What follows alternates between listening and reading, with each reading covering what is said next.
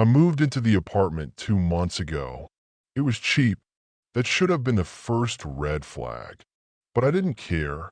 I was just out of a breakup, a job I hated, and a city that had worn me down to the bone. I wanted silence, solitude, walls that didn't feel like they were pressing in on me. And this place, this old third floor unit on the edge of town, it felt like peace. For a while, the first 2 weeks were quiet. I unpacked slow, cooked simple, took long walks at night just to feel the cold air in my lungs.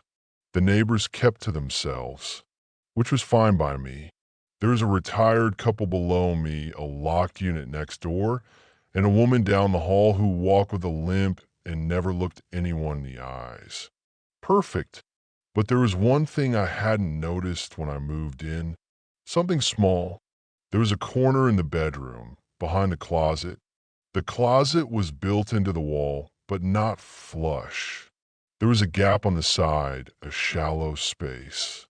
No shelves, no drywall, just a vertical crack where the plaster had separated.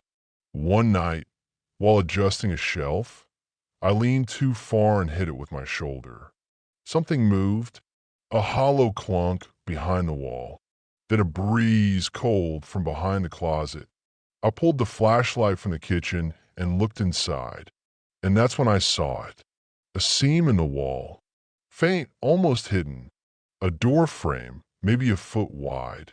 No handle, no hinges, just there. I don't know what made me push. Maybe curiosity, maybe boredom.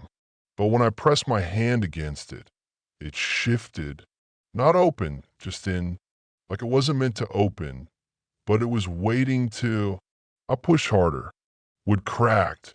Dust exploded from the edge. And slowly, inch by inch, the panel gave way. Behind it was another space. Not a room, more like a passage. No lights, no sound, just dark and cold. I should have stopped.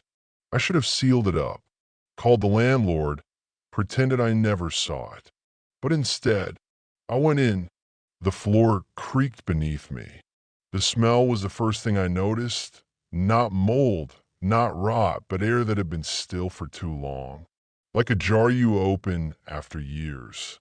The hallway was narrow. Walls bare. I walked about 10 feet before I realized something strange. The walls were the same color as my bedroom. Same faded cream paint. Same scratches near the baseboard. I reached out and touched one. It felt fresh. The hallway turned left. And that's when I saw the second door. This one had a handle. Old brass, cold to the touch.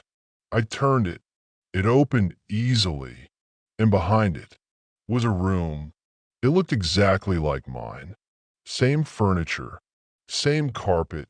Same window with the dead orchid on the sill. I stood in the doorway for a long time. Frozen. Was this a mirror? A trick? No. It was real. Tangible. But off. I stepped in. The air felt thicker. The lamp was off, even though I'd left mine on. The bed was made perfectly, though I hadn't touched it. And on the nightstand was my phone. Same case, same wallpaper. Only mine was in my pocket. I picked it up. The screen lit. The time was the same. But the wallpaper, it wasn't a picture I'd ever used. It was a photo of me, sleeping, from above. I dropped it, ran back through the door, through the passage, back into my real bedroom.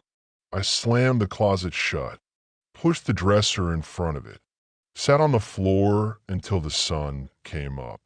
I tried to pretend it didn't happen, worked longer hours, slept on the couch, but I couldn't shake the feeling that something was watching. That version of my room, that copy, it wasn't abandoned. It was inhabited by what I didn't know, but I felt it. A week later, I found the note. It was taped under the sink. in handwriting that looked like mine but wasn't quite. If you go back, don't close the door behind you, or you won't be able to leave. I moved the dresser. The panel was gone. Just smooth wall. No crack. No seam. Like it had never been there.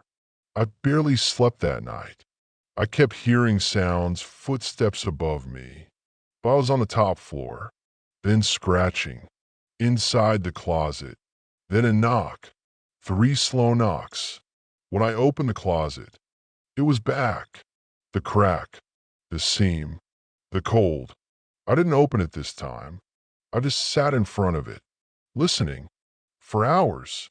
Then the phone buzzed. Not my real one, the one in my hand. The other one, on the nightstand. The same phone from the other room. Now in this room, it had one notification. You forgot something. I didn't open it. I just turned the screen off and threw it out the window. It was back in the morning. Same phone, same message, same battery level. I started leaving my apartment during the nights. Tried sleeping in my car, at my brother's place, once at a motel. But no matter where I went, the phone followed. The message followed. The knocking followed. It didn't want the room. It wanted me. Last night I gave in. I opened the door behind the closet, walked down the hallway, turned the corner. The room was waiting.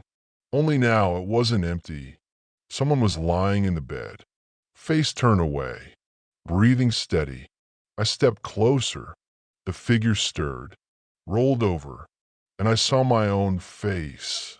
Not asleep, not unconscious, just watching me, eyes open, no blinking. Then a smile. I turned to run. The door had vanished. Only wall now. No escape. I sat down on the floor, across from myself, and waited. Epilogue. That was 3 days ago. Now I live in this room. Not the real one. Not anymore. The version of me in the real room. He goes to work. He answers texts. He smiles when people ask how he's doing. But I know he's not me. And I know he still sleeps with the closet door closed. For now.